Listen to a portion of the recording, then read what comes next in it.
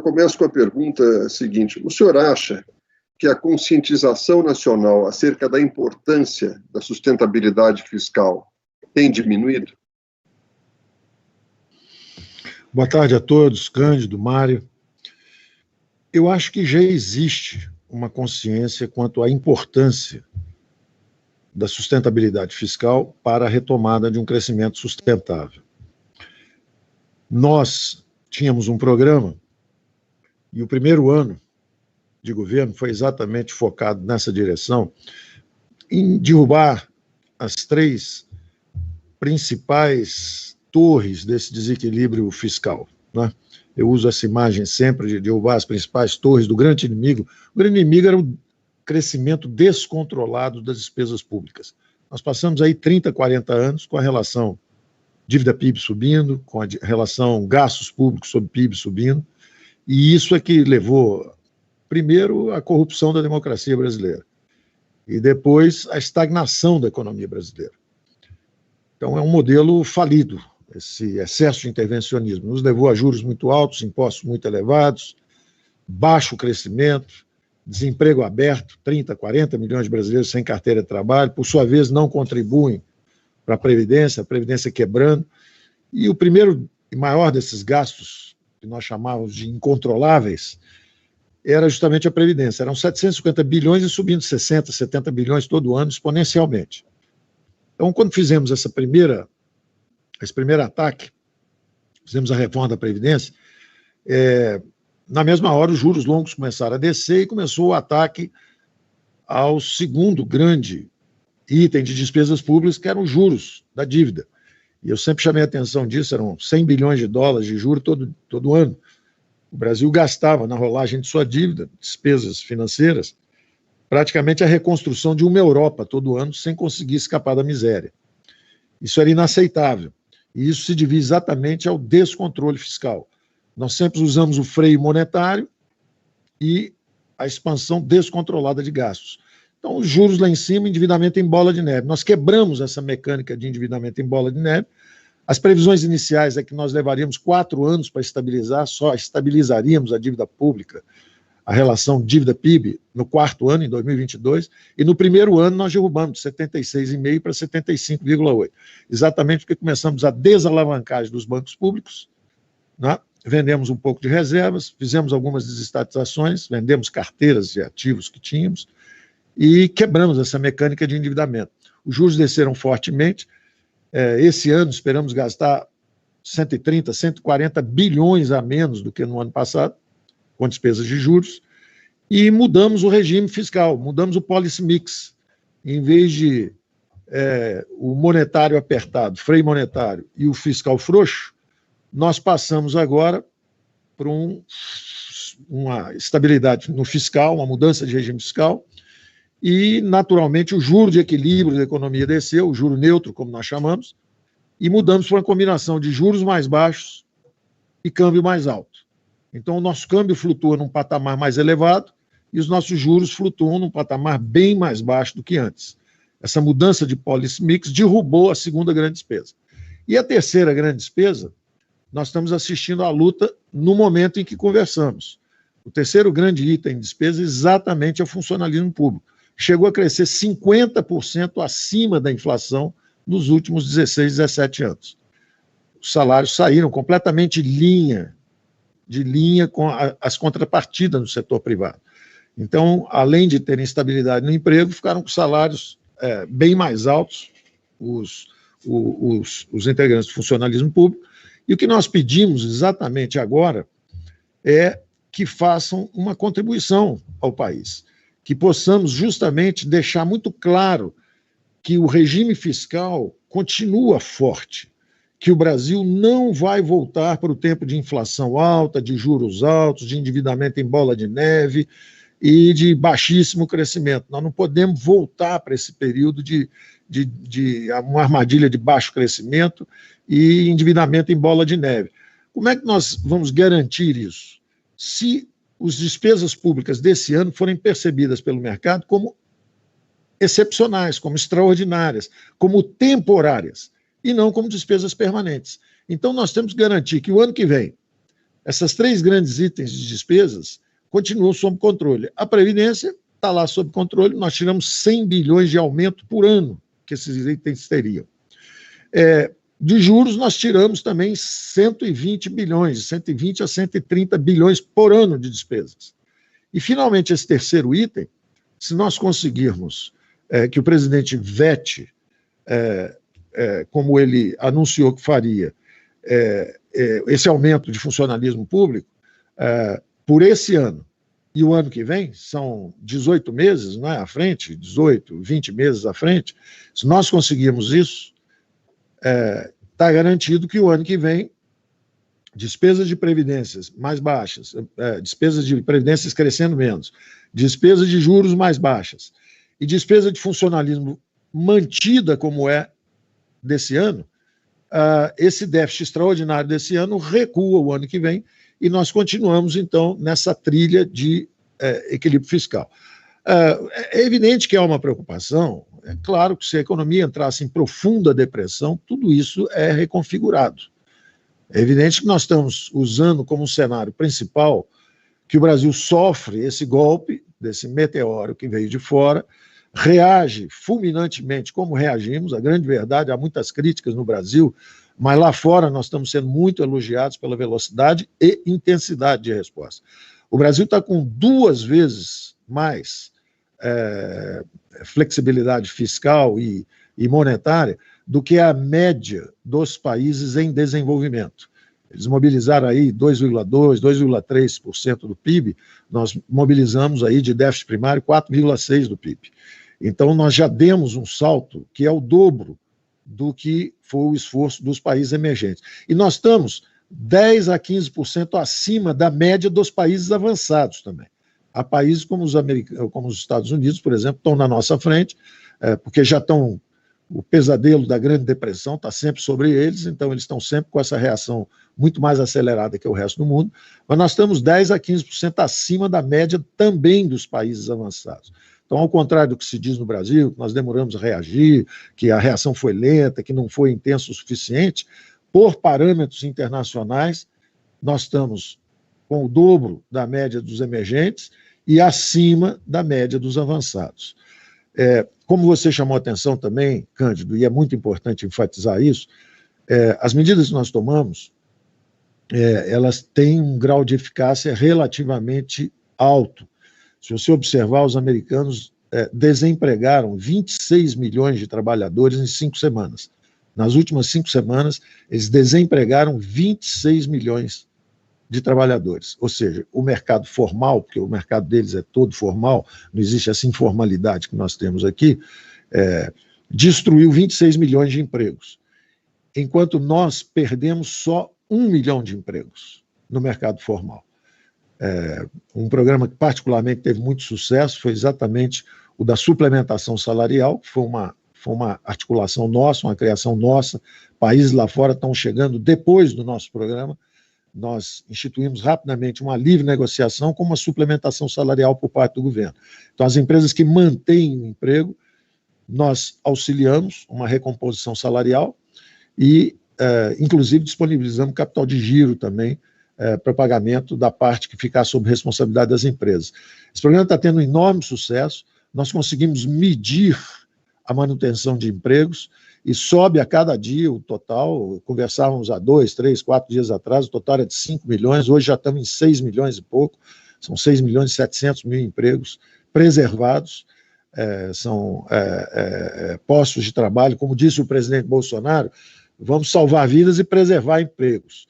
Preservamos esses 6 milhões e 600 mil empregos na economia formal, além de termos lançado, como você também se referiu a isso, lançado uma camada de proteção para os informais brasileiros. Eram 40 milhões de invisíveis andando por aí, e nós lançamos a faxineira, o garoto que vende bala no trânsito, o jovem que vende bebida na praia, esse pessoal todo, de repente, chofer de táxi, o mundo acabou, eles perderam sua forma de manter a vida, e o governo não podia deixar esses brasileiros que nunca pediram nada, não podia deixá-los sem meios de sobrevivência.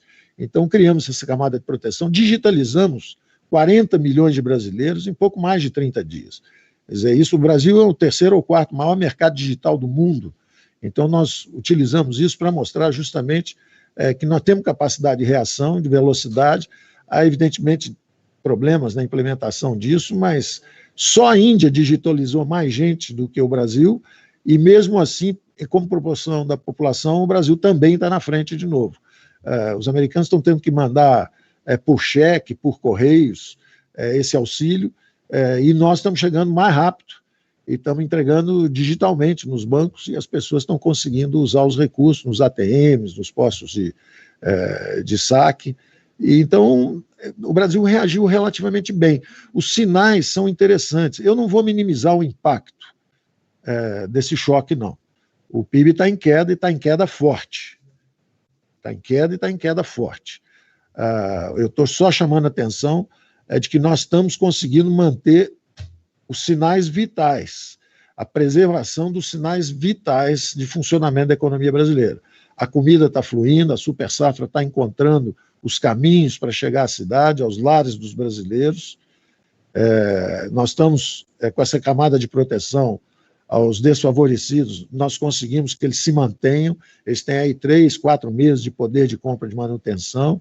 Nós antecipamos benefícios de pensionistas e aposentados, postergamos pagamento de impostos, recolhimento de FGTS, liberamos crédito em vasta intensidade, de forma a manter o capital de giro das empresas. Dividimos o mercado de crédito em 4 segmentos, o microcrédito aí com 15, 16 bilhões chegando, o crédito de média e pequena empresa, que vem aí mais uns 20 bilhões, as grandes companhias, você, Cândido, sabe, nós estamos reestruturando financeiramente as empresas que foram golpeadas, mas do ponto de vista, principalmente dos mais robustos, as companhias mais robustas, nós não podemos dar subsídios justamente para essas companhias que têm recursos, são fortes.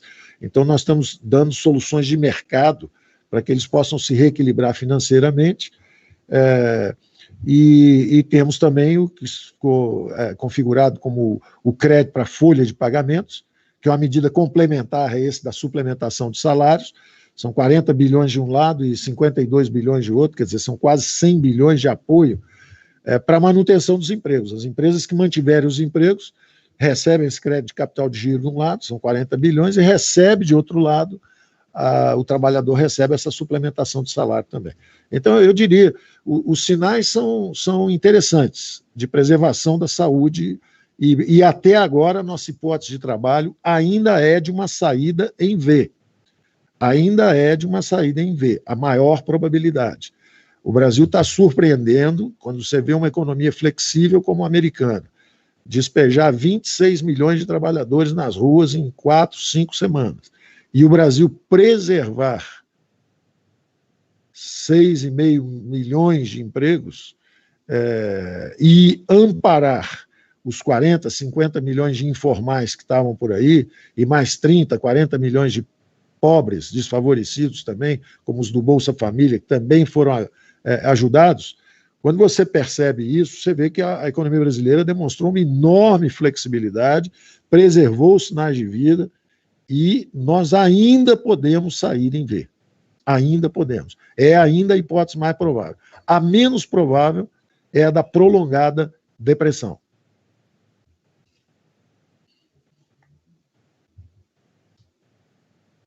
Eu não estou te ouvindo, Cândido. Esqueci de abrir o microfone. Eu queria ainda ficar um pouquinho só no fiscal. A gente vê que projetos de aumento de impostos voltaram a ser discutidos com frequência no Congresso, especialmente. Qual é a visão do Ministério da Economia sobre essa possibilidade?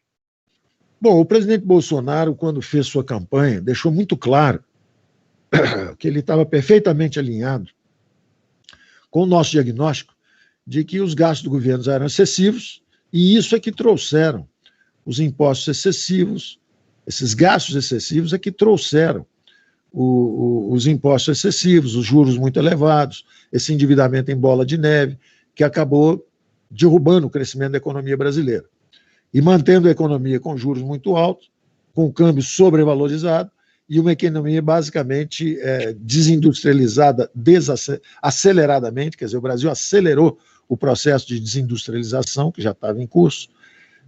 Então, o presidente deixou muito claro o tempo inteiro que não haveria aumento de impostos. Até mal entendidos, quando nós falamos de substituição tributária, podíamos criar, estudando o imposto de transações, por exemplo, para desonerar a folha de pagamentos, né, criar empregos aos milhões, não é? Porque o mais cruel dos impostos é o imposto sobre a folha de pagamentos. É uma arma de destruição em massa de empregos. 40 milhões de brasileiros seguem em desemprego informal, exatamente sem contribuir para a Previdência, quer dizer, eles todos vão envelhecer um dia, todos terão que recorrer à Previdência e vão ameaçar a Previdência daqui a 10, 15 anos de novo, vão ameaçar novamente a Previdência de quebra. Então, eu nunca aceitei esses impostos sobre mão de obra. Eu sempre digo que eles são cruéis, e mesmo quando nós estudávamos uma substituição tributária, criar um imposto para tirar esse imposto perverso, o presidente ficava irritadíssimo e batia na mesa o tempo inteiro. Ou seja, até para a nossa satisfação. Eu ficava satisfeito quando via essa reação dele, e eu explicava sempre, presidente, é substituição tributária que nós estamos analisando, não vai haver aumento de impostos. Então, criar impostos novos para aumentar a carga tributária não será o nosso governo. Não será o nosso governo. A nossa saída, nós não acreditamos que vamos retomar o crescimento cavando mais fundo no buraco em que nos encontramos exatamente por cavar. Então, nós cavamos, através de, tentando a saída via setor público, quebramos o setor público em todos os níveis. As prefeituras estão quebradas, os estados estão quebrados, a União quase quebrou, e eu não acredito que você vai sair de um buraco cavando mais fundo esse buraco, fazendo as mesmas coisas. Quer dizer, então essa ideia de saída pelo investimento público, pelo aumento de impostos, não será conosco. Nós não faremos isso. Nós não faremos isso, não levaremos essa proposta. Evidentemente, estamos numa democracia, pode ser que o Congresso proponha, se resolva fazer, é outra questão. E eu olho isso com muita tranquilidade. Eu acho que, às vezes, a gente manda coisas e o Congresso veta aqui, veta ali, e é normal também que, quando eles aprovem alguma coisa, o presidente possa vetar, como, por exemplo, agora, esse aumento potencial de salários nos próximos 2 anos, que eu acho que seria um equívoco brutal. Você pegar recursos que seriam destinados à saúde dos brasileiros, ao transporte público, à merenda escolar, durante essa pandemia, e você tentar desviar isso para aumento de funcionalismo e para aumento da máquina. Seria um equívoco gravíssimo, a opinião pública seria implacável com esse equívoco, seria um equívoco. Todos nós cometemos equívocos. Seria um equívoco se nós permitíssemos exatamente esses enormes gastos públicos que nós vamos ter esse ano, se transformem em gastos permanentes. Quer dizer, nós desviamos recursos para estados e municípios esse ano para ajudar o combate da epidemia, de repente, isso que devia ser um recurso transitório, um recurso para ajudar o combate à crise da saúde, isso se transforma em aumento permanente de salário. Seria um equívoco dramático do ponto de vista fiscal, seria uma condenação do Brasil à alta de juros novamente, seria uma condenação do Brasil a aumentar impostos, seria uma condenação do Brasil ao baixo crescimento. É um erro gravíssimo, seria um erro gravíssimo. Então, nós não podemos considerar isso aí como um caminho razoável. Eu tenho tentado fazer esse ponto. Desde a campanha eleitoral, o presidente disse que não ia haver aumento de impostos. Eu foquei esse primeiro ano e meio todo em combate aos gastos, os gastos da Previdência, os gastos com juros da dívida, por isso que nós mudamos o policy mix. Agora, a economia brasileira sabe que tem uma nova combinação, juros baixos e o câmbio um pouco mais alto. Essa é a nossa combinação nova de preços críticos. Em vez de juros altos e o câmbio baixo, agora são os juros baixos e o câmbio alto. Mudaram os preços críticos na economia, porque mudou a dosagem de política monetária e fiscal. Tem mais fiscal e menos monetária. Ora, Se nós, quando descentralizamos os recursos dentro do programa Mais Brasil, exatamente para abraçar a população brasileira, proteger a população brasileira, o povo, nós estamos vendo aí, sendo abatido, mortes no país inteiro, a coisa acontecendo, a violência que se abate sobre nós, e nós, justamente, o presidente o tempo inteiro lá atrás, dizendo, olha, vamos fazer o Mais Brasil, vamos descentralizar os recursos, o dinheiro tem que estar na ponta. O presidente falou isso na campanha inteira, o dinheiro tem que estar na ponta. É o policiamento, é a saúde, é o saneamento, é a educação, o dinheiro tem que estar na ponta. É uma federação, nós temos que fortalecer a federação, descentralizar os recursos, desconcentrar poderes, menos Brasília. Você vê, a pandemia chega ao Brasil e aí tem que subir para o Congresso, tem que subir. Ora, os entes federativos podiam ter se defendido se já tivessem os recursos lá embaixo, se já tivéssemos essa descentralização. Um estava tentando a defesa de um jeito, o outro de outro, nós aprendendo com a experiência de cada um, nos reunindo.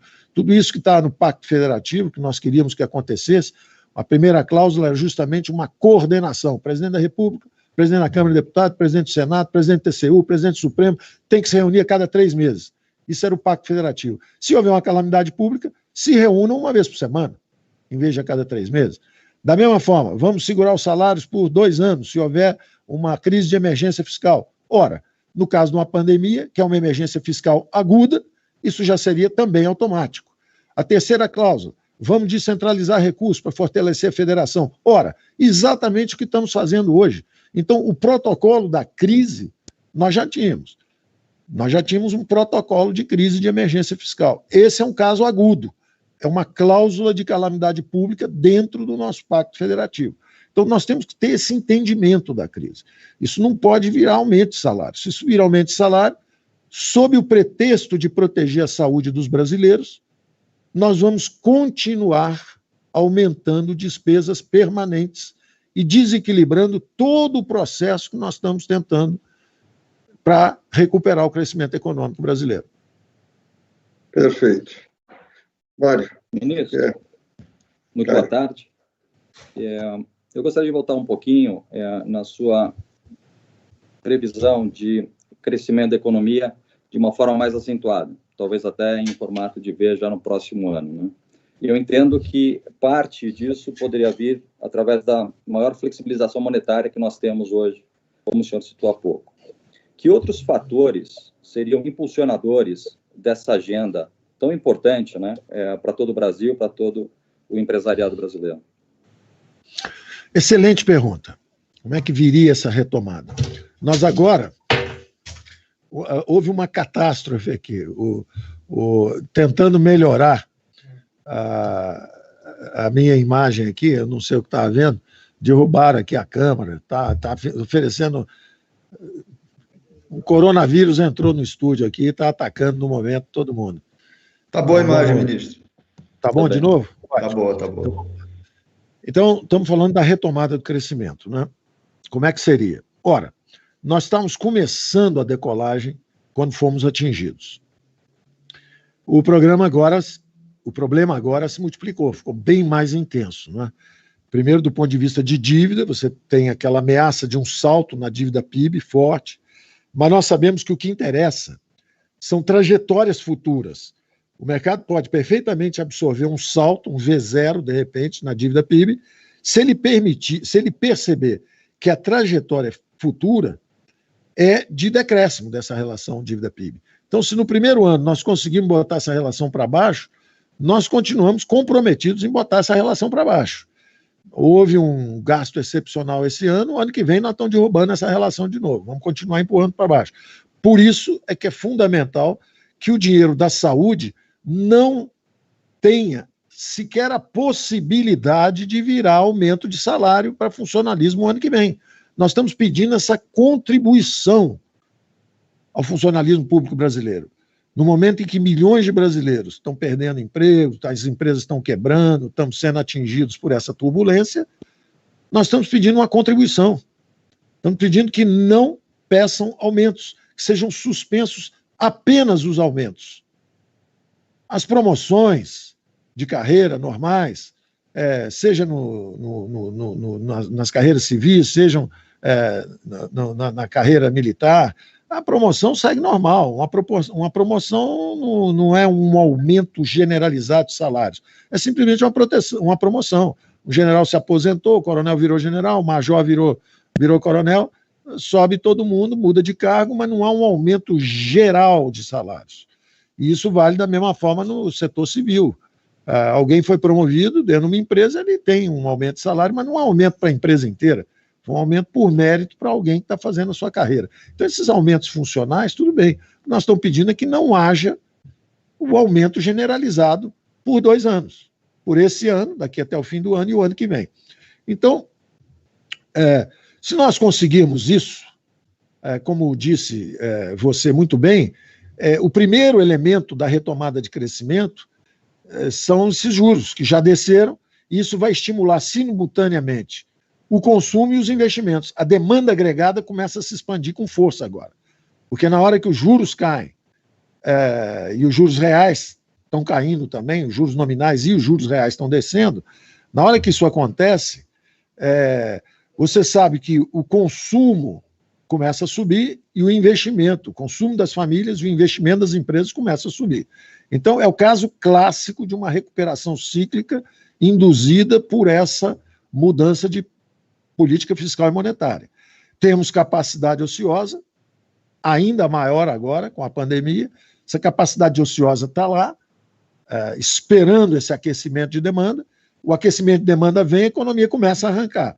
Por isso é que eu espero que seja em V, porque esse primeiro impacto já vem com os próprios juros descendo.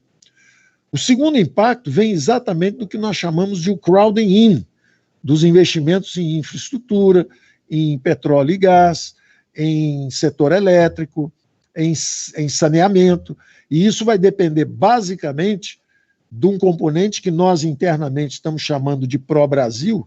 Nós já estávamos, isso tudo já está mais ou menos desenhado, mas a turma ficou agora mais animada ainda do ponto de vista das possibilidades de estimular esses investimentos, exatamente porque nós estamos derrubando as despesas, controlando as despesas com funcionalismo, derrubando as despesas com juros, impedindo o crescimento acelerado das despesas com a Previdência, sobra um pouco mais de recursos para aumentarmos o investimento público. Mas o investimento público não consegue nos alavancar muito, porque hoje nós estamos investindo, o Brasil investia 25% do PIB quando ele crescia 7,5%. O Brasil, durante 2, 3 décadas, foi a economia de maior crescimento no mundo. Mais do que o Japão, mais do que a China, a Coreia do Sul, mais do que os Estados Unidos, a Alemanha, mais do que todo mundo. O Brasil realmente atraía capital do mundo inteiro, atraía gente do mundo inteiro. A primeira maior colônia de japoneses fora do Japão, segunda maior colônia de italianos fora da Itália, terceira maior colônia de alemães fora da Alemanha. O Brasil era uma bomba de sucção de recursos humanos, de recursos financeiros, capitais, do mundo inteiro. Depois nós fomos perdendo essa dinâmica, exatamente pela estatização da economia, pelo dirigismo. Quebraram a engrenagem de crescimento brasileira. Ela foi quebrada exatamente por esse excesso de intervenção do setor público sobre a economia. E aí, para pagar esse excesso de gastos, nós aumentamos impostos, aumentamos juros e nos perdemos da rota do crescimento. Daí o nosso programa se chamar O Caminho da Prosperidade. Nós estamos muito mais próximos da concepção da Thatcher, do Ronald Reagan, baixando impostos, reformando, privatizando. Estamos muito mais próximos do Ludwig Erhard, no caminho da prosperidade alemã. Nós estamos mais próximos do caminho de reconstrução da economia chilena, que passou a ser a economia mais vigorosa e a maior renda per capita da América Latina. Nós sabemos o caminho, nós sabemos a rota e nós vamos persistir nesse caminho.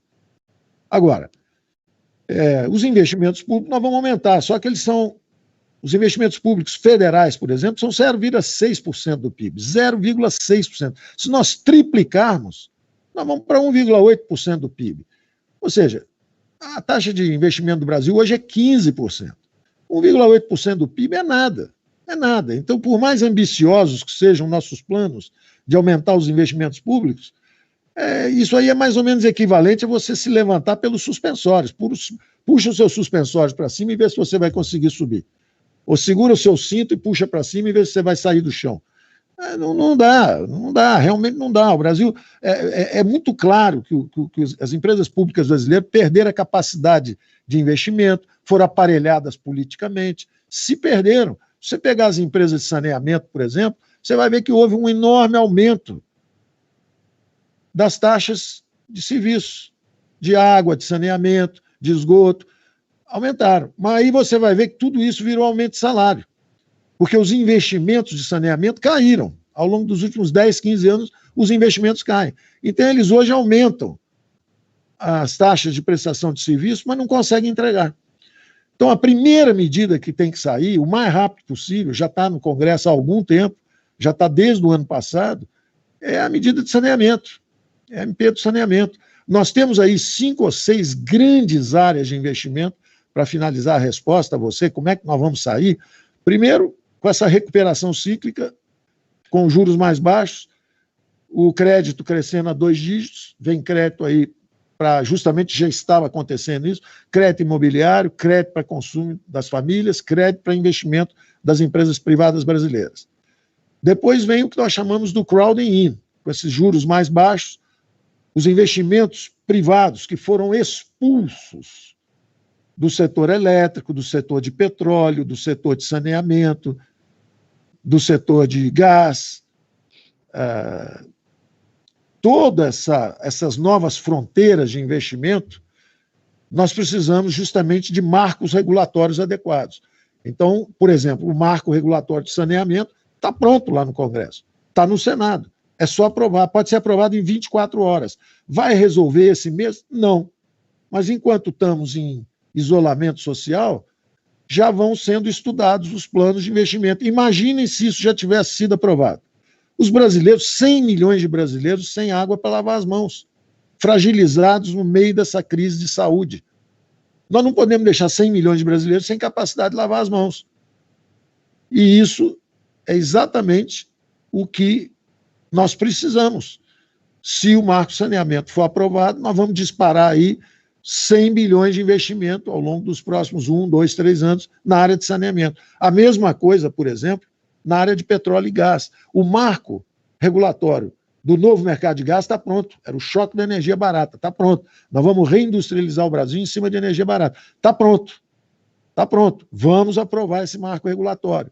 A mesma coisa, tem uma emenda lá do senador Serra que permite que você escolha usar partilha ou concessão para fazer o marco regulatório do petróleo. Quando nós decidimos ficar só na partilha, o ano passado, o que aconteceu é que na hora da venda do petróleo, do pré-sal, 17 maiores petroleiras do mundo não compareceram, foram embora. Por quê? O marco regulatório é inadequado. É um marco regulatório obsoleto, propício à corrupção, ineficiente, disfuncional. Então nós temos que mudar isso. E isso está lá no Congresso também. Então, eu acho que o Brasil vai surpreender o mundo.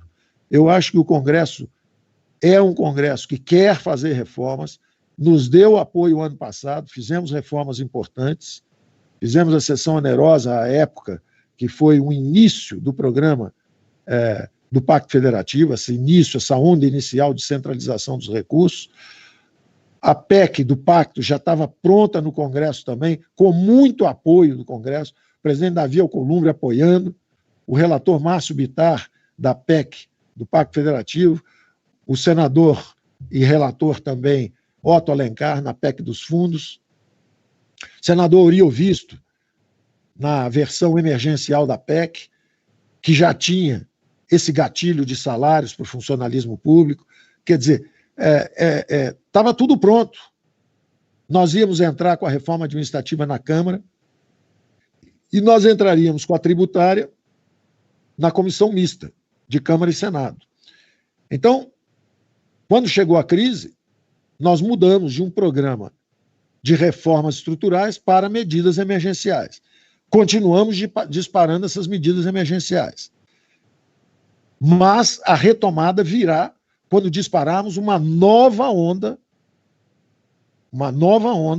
de investimentos. E isso vem em todos esses setores que eu estou mencionando. Saneamento, já. Temos que aprovar já. O petróleo e gás natural, está pronto lá também, o marco regulatório, pronto. É só trabalhar e tocar. O do petróleo, tem uma emenda do senador Serra lá que nos permite trocar de canal. Queremos fazer no sistema de partilha, fazemos. Mas se quisermos fazer concessão, podemos fazer também. Então, basta trocar o canal e fazer... Vamos experimentar fazer concessão, virão bilhões de dólares e as maiores petroleiras também. Ah, mas o petróleo está barato agora. Ótimo. Então, enquanto o petróleo está barato, nós vamos retomando o crescimento em cima do petróleo barato e da energia barata. Agora, já vamos fazendo o marco regulatório adequado, vamos fazendo os leilões, vai haver uma enorme motivação para começar isso agora, porque cedo ou tarde o mundo se reaquece, essa pandemia, a pandemia tem início, meio e fim. Ela já teve o início, ela está no meio e ela vai ter fim. E quando ela tiver fim, nós vamos retomar o crescimento. Nós vamos atravessar as duas ondas. Nós vamos atravessar essa onda de saúde duríssima, grave, que está se abatendo sobre nós. O presidente é sempre atacado quando ele chama a atenção do outro aspecto, que é o aspecto da onda, da segunda onda, da economia. Ela está se agravando, quer dizer, é importante nós mantermos equilíbrio. Eu vi o prefeito de Curitiba outro dia usar uma imagem bonita, forte, poética, porém forte e bonita. Um pássaro precisa das duas asas para voar. O Brasil precisa das duas asas. O Brasil precisa da saúde e da economia. Se não cuidar da saúde, a economia é atingida. Se não cuidar da economia, a saúde é agravada. Então, nós vamos precisar das duas asas para o Brasil voar de novo. E o presidente tem chamado a atenção para a segunda. Todos estão muito preocupados com a primeira. Quando ele fala na segunda, todo mundo, ele não está ligando para a vida das pessoas. É evidente que o presidente está preocupado com a vida das pessoas. Desde o início, conversa nossa era sempre, nenhum brasileiro pode ficar para trás, vamos proteger as pessoas, primeiro os recursos para os mais idosos, fizemos as antecipações de benefícios de aposentados e pensionistas, muito antes de ter qualquer espaço constitucional para agir. Foi antes da PEC de guerra, foi ainda no espaço infraconstitucional. E nós já estávamos preocupados com a saúde e lançando camadas de proteção. Botamos 1.200.000 famílias no Bolsa Família. Então, isso tudo o presidente conversando conosco manifestava a preocupação com isso. Agora, como líder do país, ele também não queria deixar uma população em pânico, dizendo, olha, todo mundo fica em casa. Então, ele minimizava. Não, peraí, isso aí é uma gripe mais forte, peraí. Ora, tem que ter um equilíbrio entre essas duas visões. Tem uma turma que fala só na saúde e o presidente chamando a atenção do lado da economia, do outro lado. E a virtude está aí no meio. Nós temos que prestar atenção nas duas dimensões, que é o que essa imagem do pássaro sugere. Nós, para voar, não vamos precisar bater as duas asas. Enquanto nós não resolvemos o problema da saúde, essa asa vai estar ferida e nós não conseguimos decolar. Por outro lado, se nós deixarmos os cuidados só com a saúde destruírem a economia brasileira, os sinais vitais da economia brasileira, nós também não vamos voar. Nós vamos ter em L, uma depressão em L. O PIB cai, fica lá embaixo, agrava todos os problemas sociais.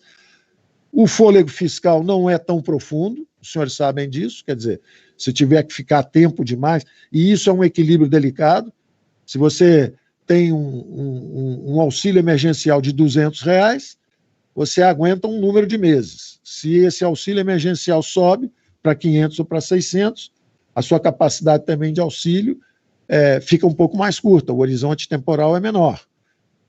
Então, tudo isso está no nosso radar. Nós trabalhamos primeiro com essa hipótese de volta em V. A ideia é que primeiro subia fortemente a incidência e o contágio da doença no mês de março. Maio, abril e junho ainda ficava essa onda lá em cima. Junho começava a descer. Então, março subia, abril e maio ficavam lá em cima e junho começava a descer. Esse era o primeiro mapa do antigo ministro da Saúde. Entrou o novo ministro, está mapeando tudo, reconfigurando toda a análise, muito baseado em dados empíricos, já tem muito mais dados para ele usar agora, tanto de dentro quanto de fora, e daqui a pouco ele vai dar as orientações para nós. Por enquanto, nós continuamos trabalhando com março subiu, abril e maio ficam lá em cima e junho desce. Se junho começa a descer, a economia manteve os seus sinais vitais preservados e nós temos a condição de voltar em V.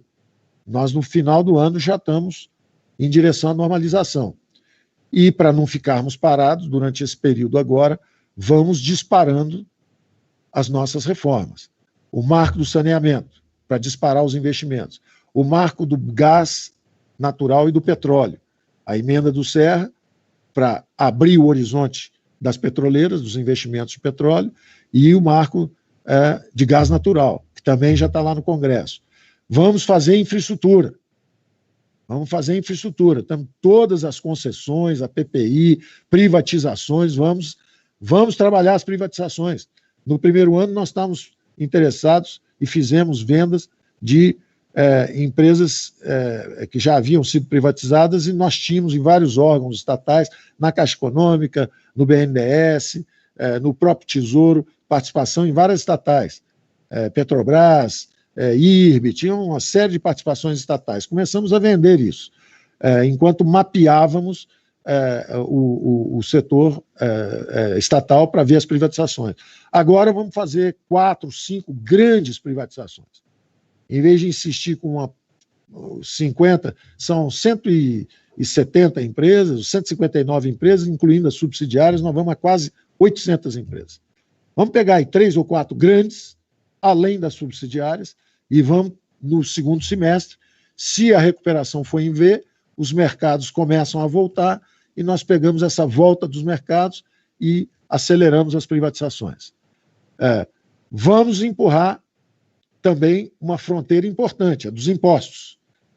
Não há retomada sem uma configuração clara dos impostos. Então, no primeiro ano, nós nos concentramos no combate aos gastos, e agora vamos para o marco regulatório, a criação de um bom ambiente de negócios, o crowding in, trazendo os investimentos privados, nacionais e de fora. Quando a gente bota o juro de 3% aqui, vai haver um enorme impulso em direção ao crowding in. Muita gente botando dinheiro para trabalhar. É o que nós dissemos desde a campanha. O Brasil era o paraíso dos rentistas e o inferno dos empreendedores. Agora vai ser o contrário. Vai ser o inferno para o rentista. O rentista vai viver de 3%, 2% ao ano. E vai ser o paraíso para os empreendedores. Porque nós vamos fazer uma reforma tributária também para estimular. Por isso é que eu não consigo vislumbrar aumento de impostos. Nós queremos configurar redução de impostos. Bom, mas como é que fica a situação do déficit público? Ora, nós vamos continuar sinalizando contenção de despesas. Gostaríamos de controlar esse déficit. Mas se tivéssemos que arriscar um lado, vamos arriscar mais para o lado do Reagan, que controlou, que criou um bom ambiente de negócio, reduziu impostos e deixou o país crescer. Então, se for para ter déficit, eu prefiro ter déficit, porque simplifiquei, reduzi impostos com juros mais baixos e disparei ondas de investimentos, do que cavando no mesmo buraco para ver se fica mais fundo e eu consigo sair. Não dá, não vai dar. Não adianta achar que vai conseguir sair investindo com o setor público. O setor público se exauriu. Foram 40 anos investindo e perdendo capacidade de investimento e corrompendo a máquina pública e dando aumento de salários muito acima do setor privado. Então, não é por aí que nós vamos. Nós podemos até ser abatidos, mas vai ser um bom combate. Nós vamos ser abatidos porque nós estamos na direção certa. E não porque nós estamos fazendo mais buraco para ver se cavamos um buraco mais fundo. Muito obrigado. Obrigado, ministro. Faria outra observação ainda, Mário. Uma final observação ainda sobre esse ambiente de negócio e frentes de crescimento. Primeiro, nós estamos vendo o agronegócio brasileiro avançando cada vez mais. Essa é uma frente de crescimento. Segundo, nós vamos ver agora os investimentos em infraestrutura, em logística, as concessões, as privatizações, a simplificação dos impostos, o controle dos gastos públicos, os juros mais baixos e, sim, a contenção dos salários do funcionalismo, que subiram 50% acima da inflação nos últimos 17 anos. Então, além disso, eu queria chamar a atenção para um fenômeno interessante também, que vem dessa nova combinação de juros baixos. Eu falei dos investimentos e do consumo, mas também do câmbio mais alto. Informação para os senhores. O único país do G20 que está aumentando as exportações é o Brasil. O primeiro quadrimestre do ano, o mundo inteiro sofreu interrupção dos fluxos de comércio. O que era uma maldição, o Brasil ficou fora da integração nas cadeias globais de valor, virou uma bênção. Como o Brasil não se ligou às cadeias globais de valor, agora que todo mundo interrompeu o fluxo de importação, etc., e o Brasil ficou só em minerais e agronegócio, agora que o setor industrial entrou em colapso e interrompeu as cadeias de pagamento, o que aconteceu com o Brasil? Foi o único país que, nesse quadrimestre, exportou praticamente a mesma coisa do que no primeiro quadrimestre do ano passado. Foi o único país que manteve os fluxos de comércio. E como ele importou menos, porque a recessão se abateu também sobre nós, o nosso superávit comercial ficou enorme. Então, do ponto de vista de comércio internacional, é interessante porque o novo eixo asiático, quer dizer, China, Ásia em geral, né, da Índia, da China, Vietnã, Coreia, as exportações subiram, para a China, particularmente, subiram 25%, 27%. Então, hoje, nós exportamos mais para a China do que para Estados Unidos, Europa e Argentina juntas. Então, o que acontece? Como a China tem que continuar comprando comida, não é? Com coronavírus ou sem coronavírus, o chinês precisa se alimentar, a verdade é que as exportações brasileiras estão subindo para a China em tal velocidade que mais do que compensaram as perdas nos outros mercados. Então, do ponto de vista de setor externo, e normalmente, quando se previa uma queda de 6% do PIB no Brasil, as primeiras estimativas falavam em 6%, dizia sempre o seguinte: 2% vem do choque externo e 4% justamente do efeito sobre a dimensão de saúde, propriamente. O distanciamento social, a interrupção das cadeias dos pagamentos locais, etc. Então, esses 2% que vieram de fora, não vieram. No primeiro quadrimestre, não vieram. Não veio nenhum vento negativo de fora. Veio para algum setor, mas foi compensado pelo outro. Então, do ponto de vista das exportações como um todo, o choque não chegou. Agora, evidentemente, o de dentro colapsou. E isso foi o que aconteceu, inclusive, ontem, numa cena também bastante explorada politicamente, né? Há analistas cada vez menos confiáveis, né? Tem um analista dizendo assim: o ministro Paulo Guedes chamou os empresários para conversar com o presidente, porque ele estava fraco, ele chamou os empresários para conversar com o presidente e tentar ganhar uma força com o presidente. Resultado: eu fui chamado, essa reunião foi marcada exatamente porque são grupos de industriais que eu encontro regularmente. Uma vez a cada 2 meses eu estou com todos esses grupos. Eu tenho grupo de bancos que eu converso, eu tenho grupo de industriais que eu converso, grupo de comércio que eu converso, grupo de construção civil que eu converso. Então, eu normalmente estou com eles. E eles vieram trazer uma novidade ao presidente. Eu não chamei ninguém, ao contrário, eu fui chamado. Eles pediram a reunião, o presidente foi chamado, eu fui chamado, e eles vieram nos trazer exatamente um quadro preocupante. Eles diziam o seguinte: olha, como diz o ministro, nós estamos preservando os sinais vitais da economia brasileira. Particularmente um deles, de aciaria, que é o Marco Polo, me disse: olha, o ministro sempre me pergunta, você consegue ligar o autoforno de novo e você volta a operar em quanto tempo? E ele sempre falava: olha, por enquanto, se me falar hoje, liga o autoforno, em 40 dias está saindo aço de novo, vai começar a sair aço de novo. E ele veio nos avisar justamente o seguinte: olha, se ficar mais 30, 40, 50 dias, vai mudar o quadro. Aí o dia que vocês me chamarem e eu ligar o autoforno, só 8 meses, 9 meses, 1 ano depois é que o aço começa a sair. Então eles queriam fazer justamente uma notícia boa e uma notícia ruim. A notícia boa é que os sinais vitais estão pulsando. O Brasil ainda pode fazer uma recuperação em V. Está tudo funcionando. Nós estamos como um urso hibernando durante o inverno numa caverna. Nós baixamos simplesmente o consumo de energia, mas está tudo funcionando. Está tudo funcionando, o coração está batendo, o sangue está circulando, quer dizer, a alimentação, o mercado agrícola, a super safra está fluindo, as estradas estão abertas, os produtos estão chegando na casa das pessoas, elas vão aos supermercados e encontram, então os supermercados estão funcionando também, as farmácias estão funcionando, tem muita coisa funcionando, os sinais vitais de preservação da vida econômica estão mantidos. Então eles vieram trazer primeiro a boa notícia, olha, está tudo funcionando. Nós temos capacidade de fazer a recuperação em V. Agora, queremos dar um alerta. O fôlego está começando a escassear. 40 dias, 50 dias, até foi uma notícia interessante, porque nós, quando lançamos a camada de proteção para os desassistidos, para os mais frágeis, o auxílio emergencial, a nossa preocupação era essa, temos que jogar recurso suficiente para aguentar 1 mês, 2 meses, 3 meses, 4 meses, um tempo que seja suficiente para todo mundo conseguir se alimentar. E aí, quando eu mencionei justamente o problema da Venezuela, não estava fazendo pressão, era uma conversa completamente serena, entendeu? Há muita exploração de que o ministro usou uma ameaça de Venezuela, não é nada disso. Eu estava dizendo, olha, o grande risco é que, como nós lançamos a camada de proteção e os recursos estão girando aí 2, 3, 4 meses, se a economia der sinais de descontinuidade, todo mundo vai ter o dinheiro.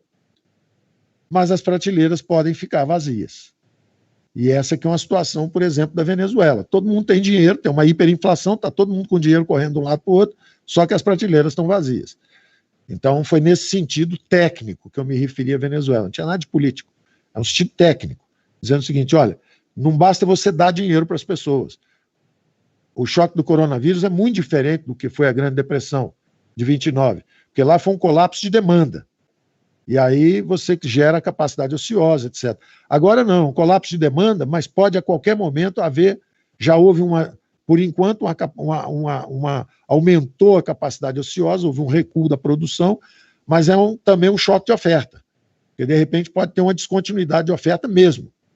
Então daí o perigo dessa segunda onda, a onda da economia, e que o presidente tem enfatizado sempre, toda vez que ele fala de economia, todo mundo fala, ele está menosprezando a saúde.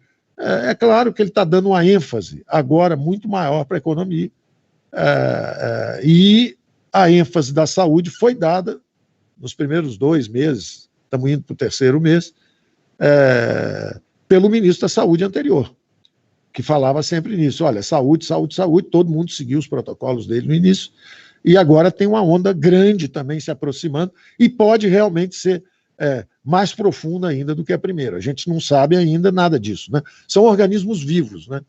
O brasileiro está em luta orgânica contra o vírus e vai começar agora a luta contra o colapso econômico.